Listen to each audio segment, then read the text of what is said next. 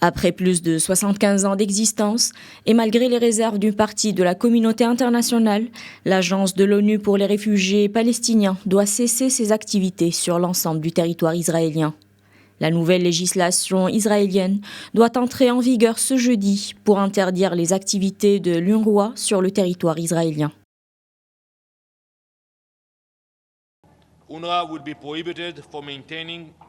Il est interdit à l'UNRWA de maintenir un représentant, un bureau, un service ou une activité sur notre territoire.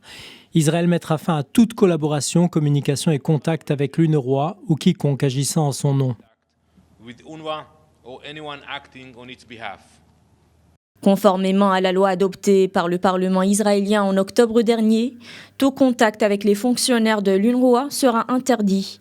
Des mesures qui compromettent toute l'aide apportée aux réfugiés palestiniens.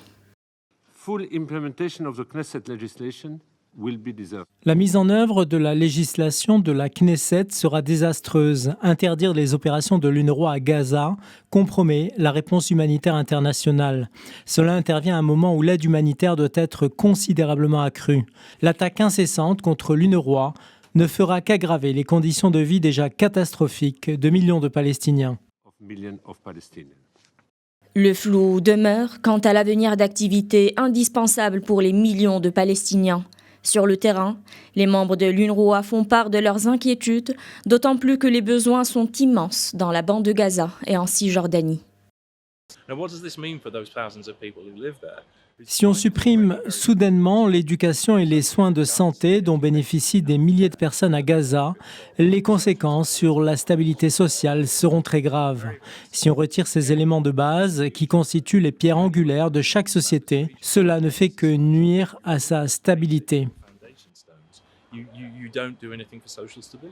De son côté, le secrétaire général de l'ONU, Antonio Guterres, opposé depuis toujours au projet, demande à Israël de revenir sur sa décision.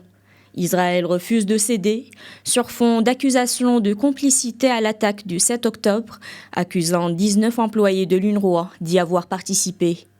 Rappelant que l'UNRWA a distribué 60% de l'ensemble de l'aide à Gaza depuis le début du cessez-le-feu.